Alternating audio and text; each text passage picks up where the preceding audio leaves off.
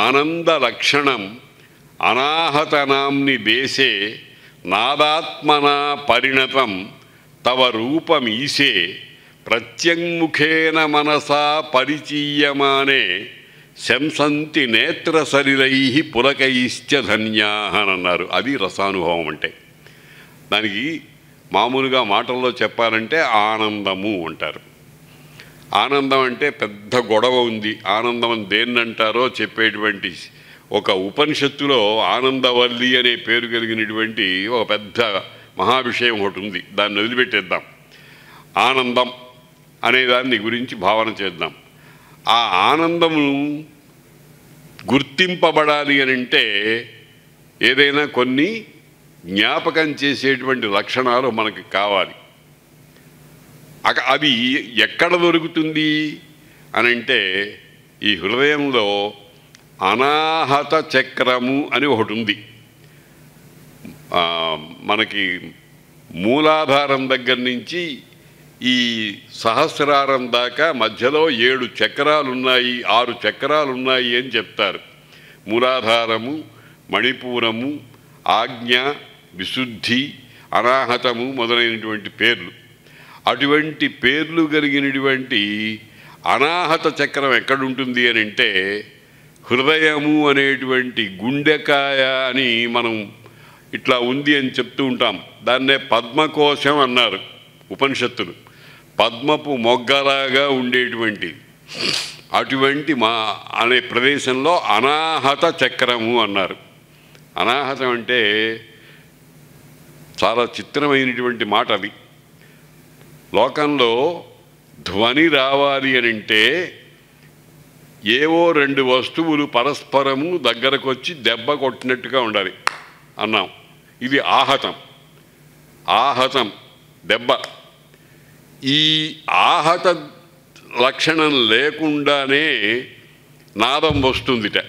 దానిని ఈ హృదయంలో ఉండేటువంటి అనాహత చక్రము అనేటువంటిది దానికి స్థానము అని అన్నారు. అది పెద్ద యోగ విద్య అనుకోండి. దాని గురించి ప్రత్యేకించి చెప్పుకోవాల్సినటువంటి విషయాలు చాలా ఉన్నాయి. కనుక అనాహతము అనేటువంటి ప్రదేశంలో నాద రూపంలో పరివర్తిస్తుందిట ఆనందం. ఆ ఆనందము నాదాత్మన పరిణతం. నాదము అనేటువంటి దాని విధంగా మార్పు పొందిందిట. అనాదాత్మన పరిణతం. ఏమిటి పరిణతం? మార్పు చెందింది ఏది? అమ్మవారి రూపం.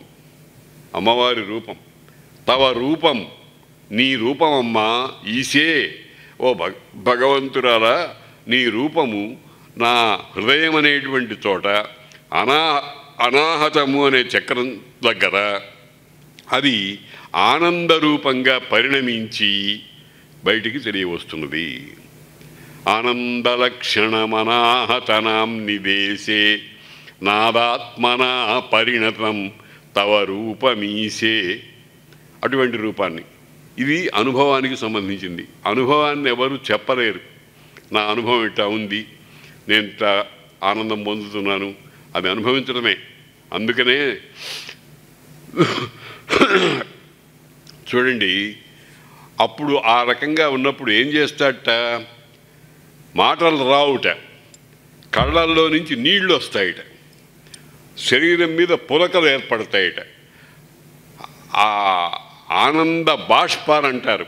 కళ్ళలో నుంచి నీళ్లు వచ్చేస్తూ ఉంటాయి ఆ ఆనందం కలిగినప్పుడు. నాదాత్మనా పరిణతం తవ రూపమీశే కచ్చిత్ సుఖేన మనసా పరిచీయమానే. దాన్నంతటినీ కూడా పోగు చేసుకుంటే ఒక స్వరూపం వస్తుంది. ప్రత్యంముఖేన మనస. ఈ మనస్సుని బాహ్య వస్తువుల యందు చూపకుండా లోపలి వైపు తిప్పుకుంటే అప్పుడు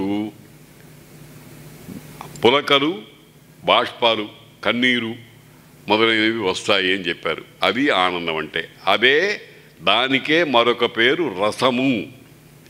ఆ రసము ఎన్ని రకాలుగా ఉంటుంది అనేదాన్ని శాస్త్రకారులు చెప్పారు. శృంగారము, వీరము, కరుణము, హాస్యము, భయానకము, రౌద్రము, బీభత్సము, శాంతము మొదలై 9 రకాలుగా ఉన్నాయి అని చెప్పారు.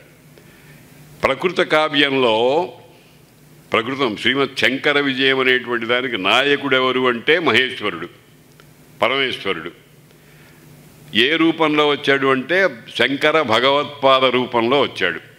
కావ్యంలో రసమేమిటి అని అంటే శాంతిర్యత్ర ప్రచకతి రసః, ప్రకాశిస్తూ ఉంటుంది. ఏమిటి? శాంతరసము, శాంతము. శాంతము అనే మాటకు శాంతం శివం అద్వైతం అని.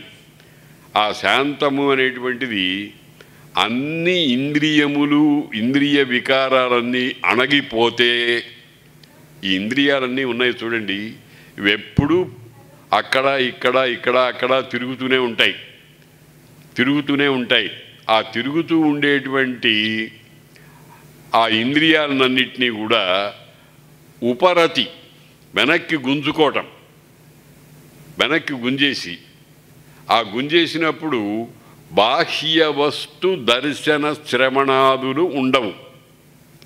కొంతమంది చూస్తూ ఉండండి, మన పక్కనే ఉంటారు, మనతో మాట్లాడుతూనే ఉంటారు. చూస్తూ ఉండగానే ఆయన ఏదో కళ్ళు మూసుకుని కళ్ళు నీళ్లు కలుస్తూ ఉంటాడు. సభ 100 మంది జనం ఉన్నారు, పక్క మాట్లాడేవాడు ఉన్నాడు, ఆ పక్కన వినేవాడు ఉన్నాడు. ఆ వినేవాడు మన లోకంలో లేడు, వాడి లోకం వేరు. వాడిని కుదిలిస్తే అప్పుడు ఏమైంది అనుకుంటూ బయటకు వస్తాడు. దాన్నే సమాధి స్థితి అంటారు. సమాధిలోకి వెళ్ళిపోతారు కొంతమంది.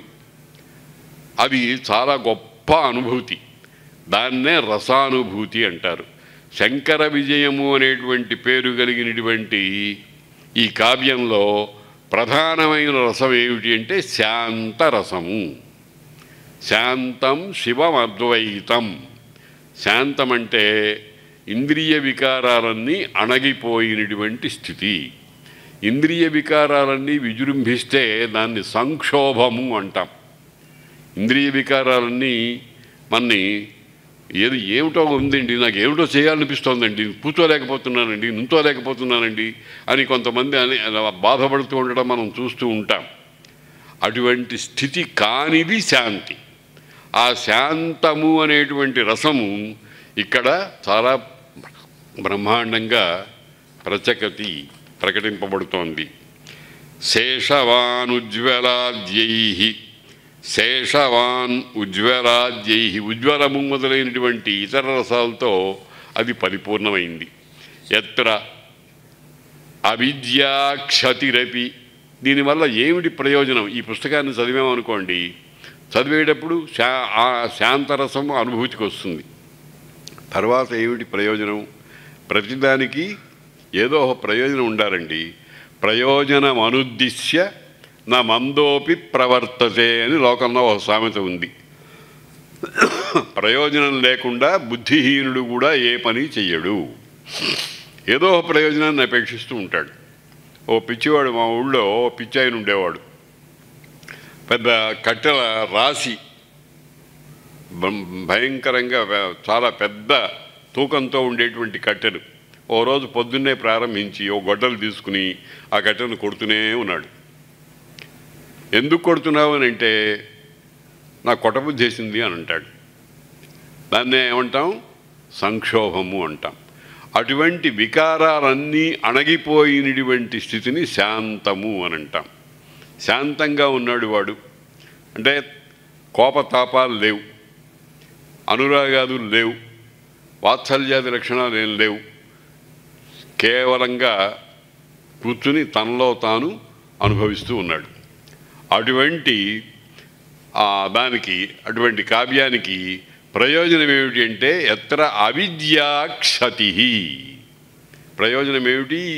శంకర విజయం అనే చెప్పేస్తున్నారు. తత్ర ఆదిమహా ఉపోద్ఘాతం అంటే ప్రవేశం. ఒక తీరం, ఒక రేవు లాంటిది. ఒక నదిలో దిగటానికి కొన్ని ఎక్కడ పడితే అక్కడ దిగటానికి వీల్లేదు. ఏదో ఒక చోట ఘట్టం, అక్కడే దిగితే మనం భద్రంగా బయటకు వస్తూ ఉంటాం. ఆ రకంగా విషయాన్ని స్థూలంగా చెప్పేటువంటి అధ్యాయాన్ని ఉపోద్ఘాత అధ్యాయము సర్గ అని అంటారు. తత్ర ఆదిమ ఉపోద్ఘాత ద్వితీయేతు తదుద్భవ. రెండవ సర్గలో ఆ శంకరాచార్యుల వారి అవతార కథనము అనేటువంటిది ప్రధానంగా ఉంది. పుట్టడం, ఎక్కడ పుట్టారు, ఏ తల్లిదండ్రులకు పుట్టారు మొదలైనటువంటి విషయాలన్నీ రెండవ అధ్యాయంలో చెప్తారు. తృతీయే తత్తదమృతాంధోవతార నిరూపణం. మూడవ అధ్యాయంలో ఈ అవతారానికి సంబంధించి సహకారం చేయటానికి కొంతమంది వచ్చారు. భారతంలో ప్రధానమైనటువంటి వ్యక్తులు ఎవరండి? పాండవులు. పాండురాజు యొక్క కుమారులు 5. యుధిష్ఠిరుడు, భీముడు, అర్జునుడు, నకులుడు, సహదేవుడు, ద్రౌపది. ఈ 6 అనుకోండి. వీళ్ళకి సహకరించడానికి చాలామంది వచ్చారు. భీష్ముడు, ద్రోణుడు, ధృతరాష్ట్రుడు, వీళ్ళందరూ కూడా దేవతా అవతారాలు, దేవతల యొక్క అవతారాలు. ఎవరు ఏ స్వరూపంతో భూలోకానికి వచ్చారో అవన్నీ చెప్పినటువంటి వాళ్ళు చాలామంది ఉన్నారు.